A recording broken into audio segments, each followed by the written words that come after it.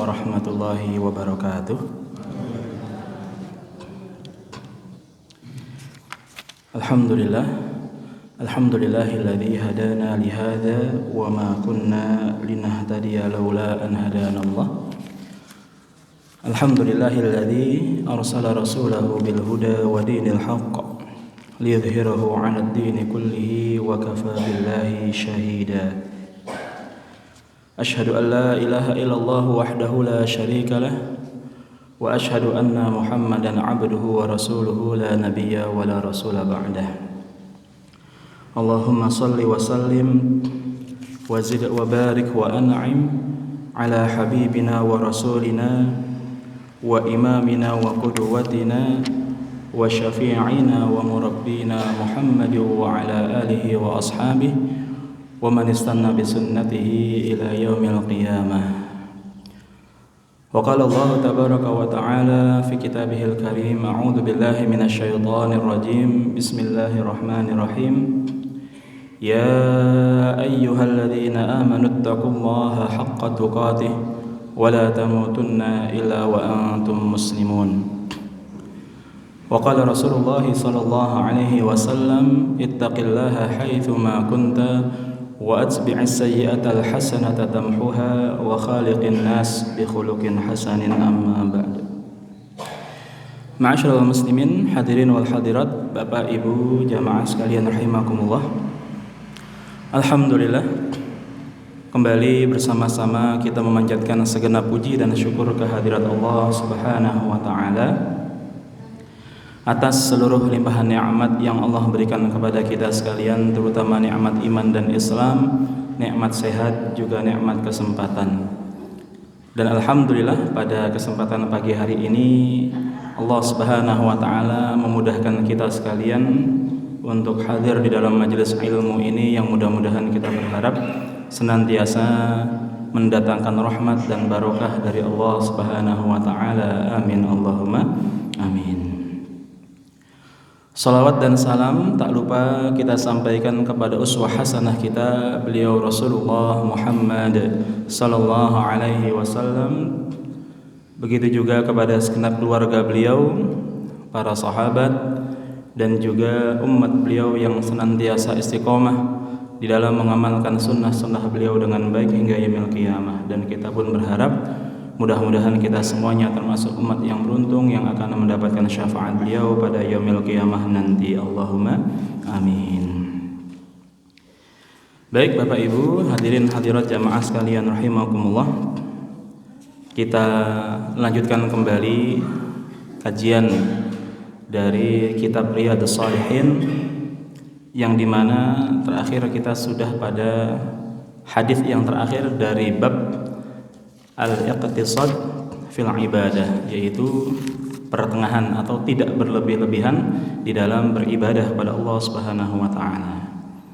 Dan sebagaimana yang kita sampaikan di hadis yang terakhir ini, ada kisah tentang sahabat Nabi sallallahu alaihi wasallam yang beliau bernazar.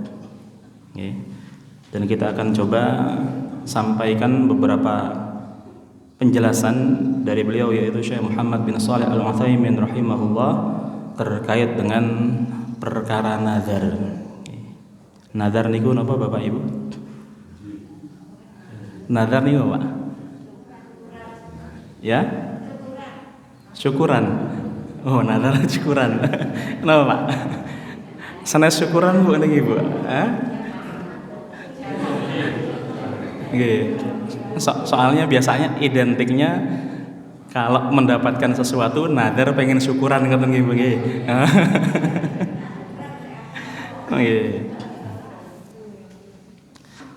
Ya, coba kita bacakan hadisnya terlebih dahulu, kemudian kita uraikan penjelasan yang ada di sini.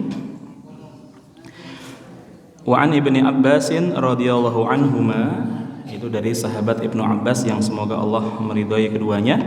Qala bainama an-nabiy sallallahu alaihi wasallam yakhtubu, ketika Nabi sallallahu alaihi wasallam sedang berkhutbah, idza huwa birajulin qa'imin, yang di sana ada seorang laki-laki yang berdiri. Fasa'ala anhu, kemudian laki-laki tadi bertanya kepada Nabi sallallahu alaihi wasallam. Faqalu, mereka mengatakan Abu Israil nadhara an yaquma fi syamsi, yaitu yang bernama Abu Israil telah bernadar untuk berdiri di bawah teriknya matahari, wala yaq'ud, tidak mau duduk, wala yastadilla, tidak mau bernaung, wala yatakallama, dan juga bernadar untuk tidak berbicara, wa yasum, dan dalam keadaan berpuasa. Faqala Nabi sallallahu alaihi wasallam, maka kemudian Nabi sallallahu alaihi wasallam menjawab, beliau bersabda, muruhu, ya, perintahkanlah kepada orang itu, fal yatakallam wal yastadil wal yaq'ud wal yutimma saumahu, hendaknya dia berbicara, kemudian bernaung ataupun juga duduk, wal yatimma saumahu, dan hendaknya dia sempurnakan puasanya. Rawahu al-Bukhari, hadis riwayat Imam Bukhari. Baik Bapak Ibu jamaah sekalian rahimakumullah, ya, di dalam hadis ini ya ada keterangan dari Syekh Muhammad bin Shalih Al-Utsaimin rahimahullah taala. Beliau mengatakan, waliya'lama anna an-nadhara asluhu makruhun, ya, agar diketahui bahwasanya nazar itu aslinya adalah perkara yang makruh, perkara yang dibenci, ya, perkara yang apa? Dibenci. Bal qala ba'dul ulama, bahkan sebagian daripada ulama mengatakan innahu muharram, nazar itu perkara yang haram. Wa innahu la yajuzu lil insan an yanzara, sehingga tidak seyogianya bagi seorang itu untuk bernazar. Li'annal insana idza nazara, kenapa? Karena seorang hamba Allah ketika dia bernazar, kallafa nafsahu ma lam yukallifullah, hakikatnya dia sedang membebani dirinya sendiri dengan satu beban yang Allah tidak membebankan kepadanya, ya. Jadi nazar itu disebut di sini oleh Syekh Utsaimin rahimahullah, sejatinya kita sedang membebani apa? Diri kita sendiri sesuatu yang tidak dibebankan oleh Allah Subhanahu wa taala. Walihada nahan Nabi sallallahu alaihi wasallam 'anil nadhari. Oleh karenanya maka Nabi sallallahu alaihi wasallam melarang untuk apa? Bernazar, ya. Wa qala, sebagaimana di dalam sabda beliau menyatakan innahu la ya'ti bi khairin, sesungguhnya nazar itu tidak mendatangkan kebaikan. Wa innama yastakhriju bihi minal bukhli, dan sesungguhnya nazar itu keluar atau bisa terjadi disebabkan karena al-bukhl, karena adanya kebakhilan di dalam diri seseorang. Biasanya nazar itu pripun Bapak Ibu? Ada syaratnya napa mboten niki Bapak Ibu? Ada syaratnya kan Pak? Syaratnya apa Pak? Syaratnya apa? Kalau saya sakit, saya pengen apa? Kalau saya sakit kemudian Allah berikan kesembuhan, saya pengen sedekah umpamanya. Oke? Pengen sedekahnya tapi dengan syarat apa? Oke. Ini kan syarat kan, ya. Atau nazar dengan ya kalimat-kalimat yang sering barangkali kita dengar di tengah-tengah masyarakat, ya. Saya pengen nyantuni 10, 20 atau 30 anak yatim. Kalau anak saya lulus ujian apa? Masuk ke dalam perguruan tinggi apa? Negeri umpamanya, ya. Ada syaratnya, ya. Maka di sini Nabi sallallahu alaihi wasallam menyebutkan nazar itu tidaklah keluar kecuali dari sifat napa? Bakhil. Ya mau lulus mau enggak mbok ya kalau pengen nyantuni nggih takon apa? nyantuni mawon kan gitu, Pak. Ya. Nah, ini.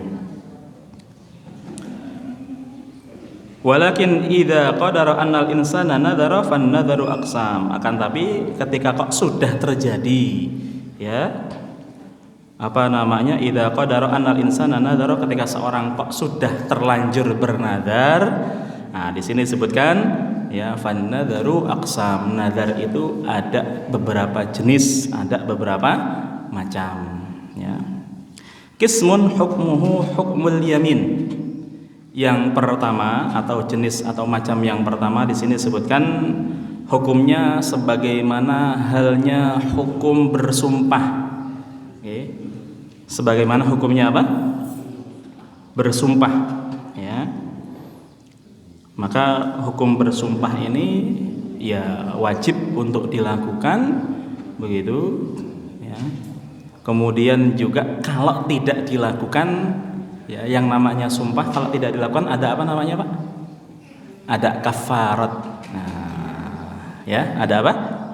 Kafaratnya, ada dendanya, ya, yang telah ditetapkan oleh agama. Jadi yang pertama, nazar itu ya jenisnya adalah semisal dengan sumpah, ya. Wa qismun akhar, kemudian bagian yang lainnya atau bagian yang kedua adalah nadarun maksiyah, nadar dalam bentuk maksiat. Nadar tapi bentuknya apa? Maksiat. Wa qismut tsalits, dan juga ya pembagian yang ketiga nadar ta'ah, nadar dalam bentuk apa? Taat, ya. Ammal ladzi hukmuhu hukmul yamin, adapun yang pertama tadi nadar yang hukumnya adalah sebagaimana hukumnya orang yang bersumpah, ya. Wa huwa alladzi qasadal insanu bihi ta'kidus syai', ya.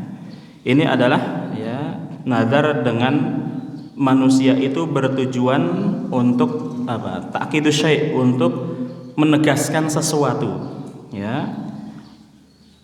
Nafiyan au itsbatan au tasdiqan au ta'kidan, baik itu untuk ya menolak sesuatu atau menetapkan sesuatu atau membenarkan sesuatu atau menegaskan sesuatu.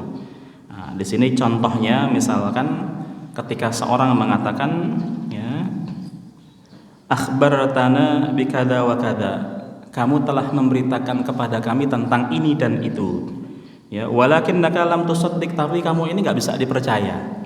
Nah, kemudian orang yang disebutkan kalau dirinya tidak bisa apa? Dipercaya tadi mengatakan apa? Faqala in kuntu kadziban walillahi alayya nadarun an asuma sana. Kalau kamu tidak percaya atau kalau kamu menyatakan aku ini berdusta, seandainya yang saya sampaikan berita inilah berita bohong, saya ya bernadar ya untuk puasa selama 1 tahun. Nah, nadar yang seperti ini ya hukumnya sebagaimana hukumnya sumpah. Ya, maka kalau tidak terbukti begitu, ya, kalau apa namanya ternyata memang dia bohong, maka ya dia harus apa? Ya, melakukan nadarnya tersebut. Ya, kalau beritanya itu tidak benar, maka dia harus melakukan apa? Ya, apa yang menjadi sumpahnya tadi, seperti itu. Ya. Kemudian ya, yang kedua, nadar yang sifatnya apa? Maksiat, ya. Fahuwal muharram, dan ini adalah sifatnya haram, ya. Jadi idza nadarul insan ya yahrumu alaihi alwafa'u bihi. Jadi ketika seorang manusia bernadar yang diharamkan ketika nadar itu dilaksanakan, ya, maka apa? Ini hukumnya haram, ya. Misalnya contoh seorang yang mengatakan lillahi alaihi nadarun an yashrabal khamr. Ya, ada orang yang bernadar ya dengan nadar minum khamr. Ya, minum khamr di dalam Islam adalah perbuatan yang apa? Haram. Ya. Nah, maka apa? Fa hadza nadarun haramun fala yahillu lahu an yashrabal khamr. Maka ini adalah nadar yang haram yang dimana tidak halal bagi setiap muslim untuk apa? Meminum khamar. Walakin alaihi kafaratun yamin 'alal qaulir rajih. Akan tapi ya sesuai dengan pendapat yang rajih di sini disebutkan atasnya ya untuk melakukan kafarat, untuk melakukan apa? ya upaya untuk menggugurkan ya nazarnya tadi, jadi tidak boleh dilakukan tapi diganti dengan kafarat sebagaimana kafaratnya orang yang bersumpah. Ya. Kemudian ya, wa in kana ba'dul ulama qala innahu la syai' alaih. Sebagian ulama menyebutkan untuk nazar yang jenis kedua ini tidak ada kafarat. Artinya ya itu tidak perlu dilakukan dan tidak ada denda sama sekali. Ya, ini sebagian ulama mengatakan seperti itu. Tapi Syekh Utsaimin mengatakan pendapat yang rajih adalah yaitu dengan ya ketika dia bernazar dengan yang haram maka itu tidak boleh dilakukan, dan sebagai gantinya ya untuk menggugurkan nazarnya tadi yaitu dengan membayar kafarat ya. Kemudian perkara yang ketiga ya yaitu nazar di dalam ketaatan ya. Nah, yang di sini adalah sebagai contoh ketika seorang ya bernazar lillahi alayya nadza an asuma al ayyamal bid. Misalkan contoh seorang yang menazar untuk berpuasa apa? Puasa bid atau puasa 3 hari di setiap bulannya ya. Fayalzamuhu an yuwafa bi nadarihi. Dia beriltizam, dia berkomitmen untuk apa? Ya. Melakukan apa? Nazarnya tadi, untuk menyempurnakan nazarnya tadi tersebut ya. Maka hal ini ya, maka nazar itu wajib untuk dilakukan, dan di dalam ketaatan Nabi sallallahu alaihi wasallam telah menyatakan di dalam sabdanya, man nadara an yuti Allah fal yuti'hu. Barang siapa yang bernazar dalam rangka taat kepada Allah Subhanahu wa taala, maka hendaknya dia taati atau hendaknya dia lakukan apa yang menjadi nazarnya tersebut. Nah, jadi Bapak Ibu jamaah sekalian rahimakumullah ya, inilah kemudian ya penjelasan dari hadis Nabi sallallahu alaihi wasallam di mana ya Nabi sallallahu alaihi wasallam ketika ada atau dilaporkan ada sahabat yang bernazar untuk berdiri di bawah teriknya matahari, tidak mau duduk, tidak mau berbicara sama sekali, bahkan juga tidak mau untuk berlindung ya, dan dalam keadaan berpuasa Nabi SAW ya memerintahkan kepada para sahabat untuk mengatakan kepada orang yang bernazar itu ya agar dia membatalkan apa? Nazarnya itu, satu, baik yang berupa berdirinya di bawah terik matahari, tidak mau berbicaranya, kemudian juga tidak mau duduk. Nabi merintahkan untuk ya silahkan dia bernaung, silahkan dia duduk begitu ya, silahkan dia berbicara, tapi untuk perkara puasanya Nabi mengatakan wal yutimma saumahu, maka hendaklah dia sempurnakan apa? Puasanya ya. Jadi dalam ketaatan kepada Allah Subhanahu wa taala ya, di dalam ketaatan kepada Allah ya, maka ini masuk dalam jenis nazar yang ketiga. Maka hal ini apa ya hendaknya dilakukan atau ditunaikan ya.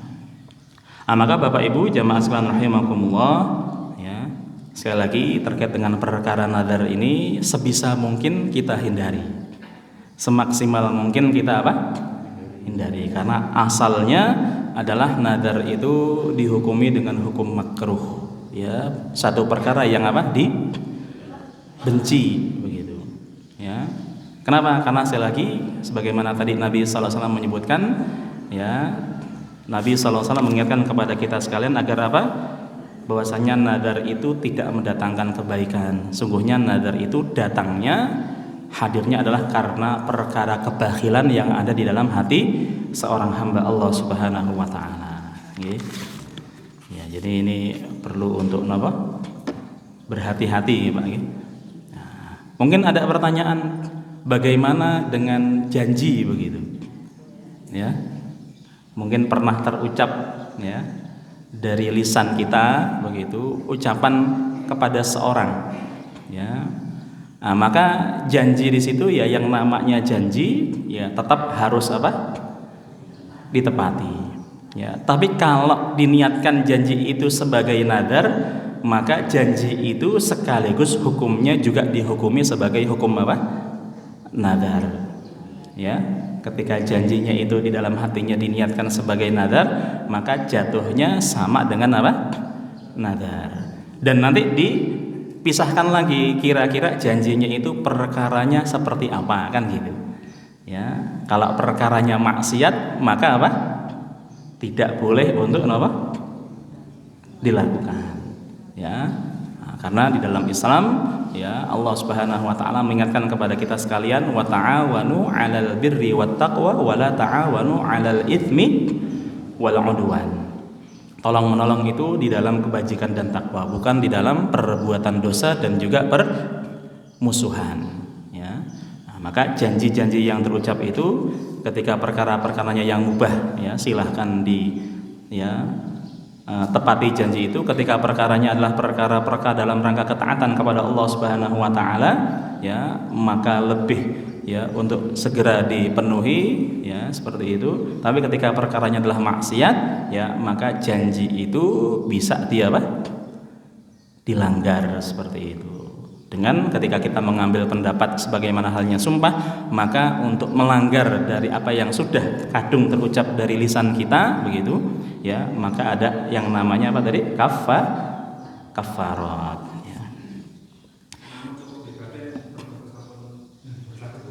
Beripun, hukumnya tidak hanya di batin, Pak.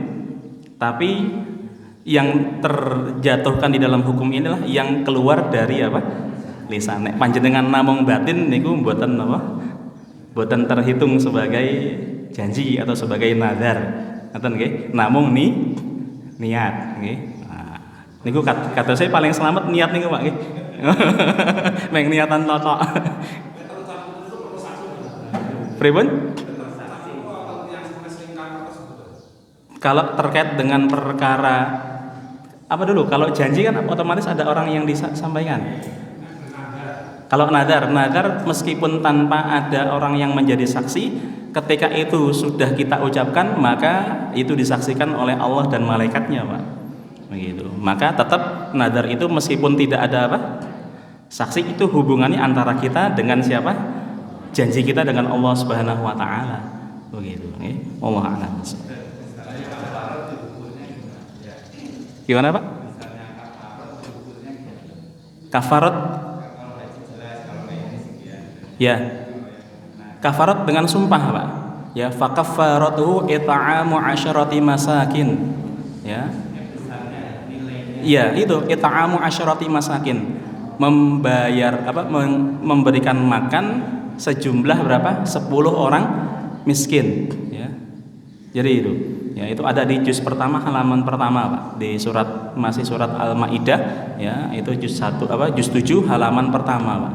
Ya, itu tentang tentang kafarat bagi orang yang bersumpah tadi seperti itu. Jadi memberikan makan kepada 10 orang miskin. Besarannya bagaimana? Ya, disesuaikan dengan ukuran kita begitu. Ya. Disesuaikan dengan ukuran kita kira-kira, ya, atau bisa tadi dengan ngundang 10 orang miskin, ya kita masakkan makan di rumah bisa seperti itu, atau mau ngasih mentahan juga boleh, Pak. Ngaten nggih. Sat terus tadi. Oh ya, ini mau tanya soal janji seseorang. Nggih. Misalnya fenomena pengantin subuh. Wah, pengantin baru ini. Karena saking cintanya suami ini mengatakan menolak satu-satunya istri. Nggih. Yang istri juga mengatakan menolak satu-satunya suami. Oh, nggih. Nah, sementara kan kita tidak tahu ke depannya. Nggih. Siapa yang meninggal. Ya. Bagi seorang laki-laki bisa saja istrinya 2, 3 sampai 4. Nggih. Kalau seorang wanita misalnya Suaminya meninggal, nggih. sudah mengatakan engkau satu-satunya suamiku. Ya. Selagi masih hidup enggak ada ya, Pak ya. Kan biasanya pengantin saking cintanya kan Nggih. saling mengucapkan seperti Nggih. itu. Apakah itu termasuk sumpah atau bagaimana perlu kafarat? Nggih. Sekali lagi ketika terkait dengan adanya niat, ya, di dalam hati, ya, sebagai sebuah nadar, ya, ataupun juga sebagai sebuah sumpah, ya itu jatuh ke dalam perkara sumpah. Tapi ketika tidak ada niat sama sekali, sekedar mengucapkan janji